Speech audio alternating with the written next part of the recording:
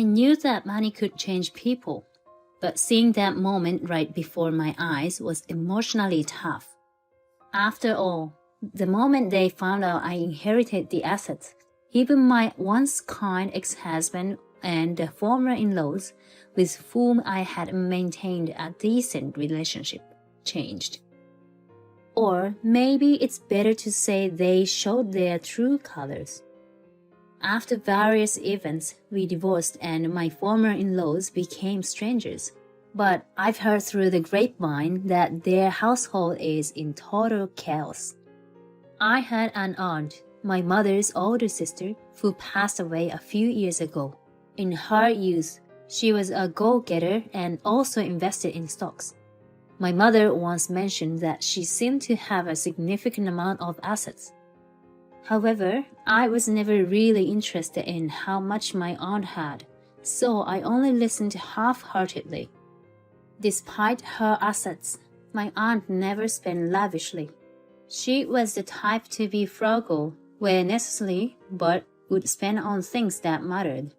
For instance, she mostly cooked at home using regular supermarket ingredients, and she didn't buy clothes on a whim but chose quality pieces to wear for a long time. I admired and respected my aunt's values.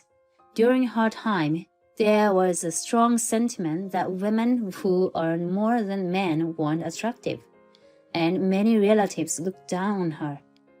There was also a strong belief that a woman's happiness was in marriage and childbearing.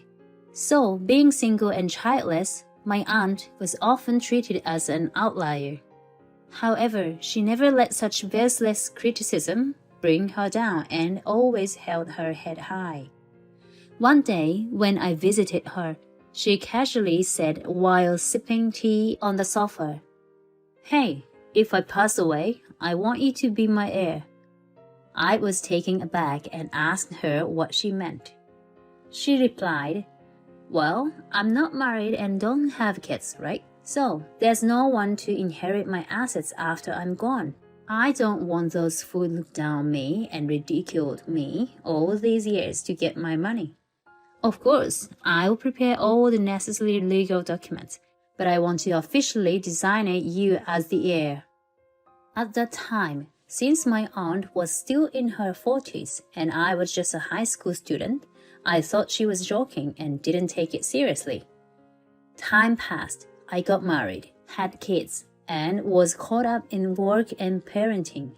Later, after my youngest daughter graduated college, my mother told me that my aunt's health was deteriorating. I rushed to see her, but she brushed off the concerns, saying she was just in for a routine checkup. However, she had to be hospitalized multiple times thereafter. Her health was visibly declining, but she always remained upbeat. Sadly, she eventually passed away. We had a small funeral with just close family members. Regrets overwhelmed me. I wished I had spent more time with her. My kids, who had always looked up to her, felt the same. A few months after her death, my ex-husband handed me an envelope from a law firm. It contained details about my aunt's inheritance. I realized what my aunt had told me was true, so I contacted the law firm to get more information. The lawyer was an old friend of my aunt and has known her for a long time. He seemed to have been entrusted with matters concerning the inheritance and assets after her passing. When I was informed about my aunt's total assets, I was stunned. It wasn't just a few million, it exceeded $400 million. After panicking again, I called my mother after speaking with the lawyer. She nonchalantly replied, "Didn't you say you'd be the heir to your aunt's assets?" I remember her consulting me about this after you graduated high school. I told her that as long as the two of you agreed, it was fine. However, given the large amount, I was overwhelmed about how to manage such a fortune. But my mother, in her typical nonchalant way, told me, Your aunt went through the trouble of preparing documents and leaving them to you. If you don't gratefully accept them, it will be disrespectful. I asked my mother if she wasn't interested in the inheritance. She sighed and said, "Inheritances can be troublesome, causing family disputes. You might not know, but one of your grandmother's siblings passed away in the past without leaving a will, leading to daily heated arguments among the family. Your aunt left clear documents for you, so I have no role in this. But you should be cautious of your in-laws and your husband." I said I believed my husband would be understanding, but I never imagined my mother's warning would become a reality. Later, my ex-husband, appearing anxious, asked me if the document I received from the lawyer's office was about inheritance. Although surprised he knew, I confirmed it was true. Immediately, his eyes sparkled as he asked how much I inherited. Seeing his eager face, I felt uneasy and gave a vague answer, saying it was about $10 million. However, he seemed to sense that I was hiding the truth amount. He kept prying, asking if there might be more. At first, I brushed it off, but eventually, his persistent questioning got to me. I asked him to drop the matter, but from the next day, his attitude changed and he started ignoring me. This went on for about 2 months. Then, unexpectedly, my former in-laws visited my house. Normally, they would notify me beforehand, but this time they just showed up. They talked about how proud they were of their son for having such a prosperous wife. Then, they started discussing using the inheritance for home renovations. I was shocked by both my ex-husband finding out about the inheritance amount and also my ex-in-laws' plans for it. I had to kick them out, stating I never agreed to any of their plans. Confronting my ex-husband later, he admitted to snooping around and finding my bank book, revealing the true amount of the inheritance. This behavior disappointed me.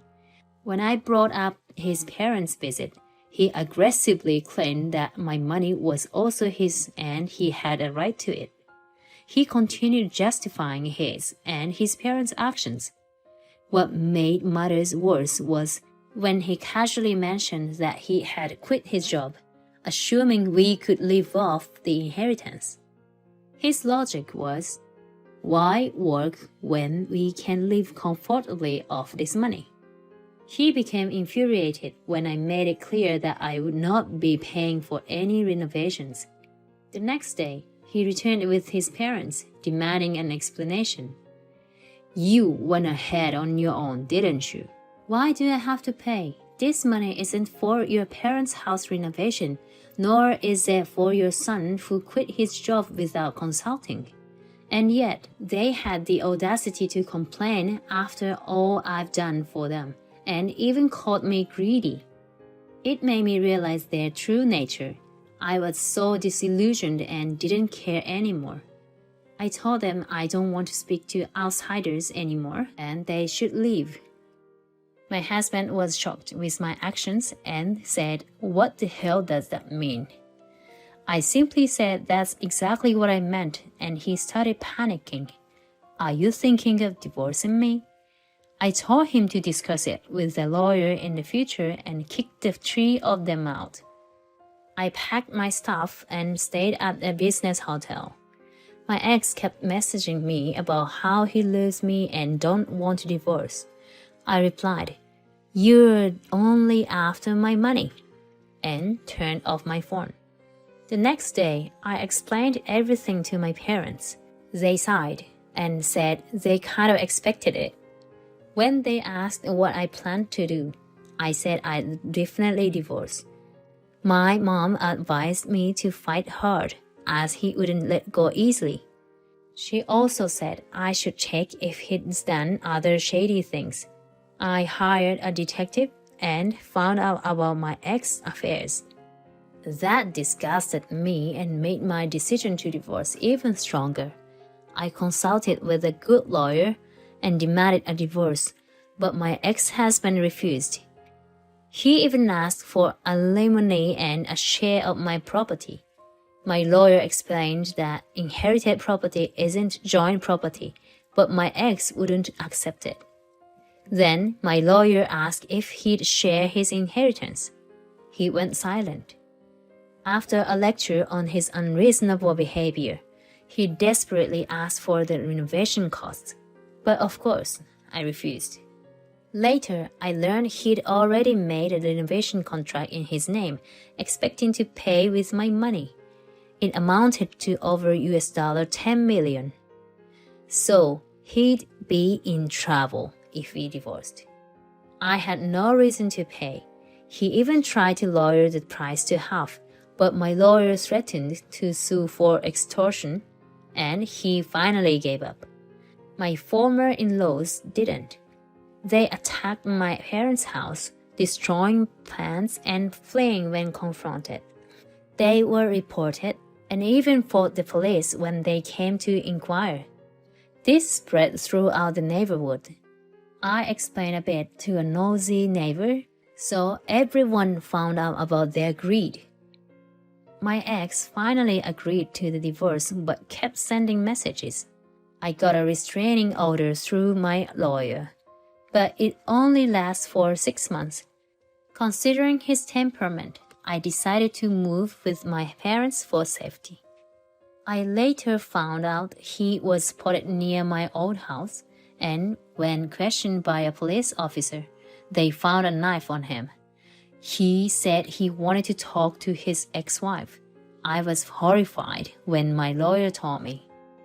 If I hadn't moved, although no one was hurt, I couldn't get close to my old place. I didn't hear from my ex for a while, but a friend told me they hear constant fighting from his renovated house, mostly about money. It's so loud everyone can hear. They even sometimes hear something breaking, and the police occasionally come with a report of disturbances from their neighbors.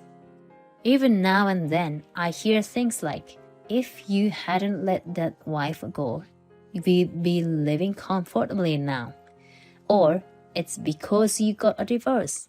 It seemed that before inheriting the legacy, their relationship was decent and the relationship between my ex-husband and his parents was good. Who would have thought that everything would become so messy over money? It's exactly as my mother had warned me. I was reminded of the danger of money. I also hear my ex-mother-in-law yelling, "Find a job already!" and my ex-husband retorting, "Shut up!" So they probably think he's still unemployed. Considering his age, it must be hard for him to find a new job. Because I talked about it, everyone in the neighborhood knows about the mess during our divorce. Nobody approaches my ex-husband's family, fearing they might be asked for money. There's even a saying that if you approach their house, your financial luck will run away. Someone said it's as if they are treated like a temple where you cut ties, and I chuckled. On the other hand, I rent a somewhat spacious apartment and live with my parents. They tell me to prioritize myself over them, but I don't plan to remarrying. I intend to spend my life with them. If someone knew about the inheritance, they might change like my ex-husband did. I've never had any particular hobbies and didn't spend much money, so I plan to continue living as I have been.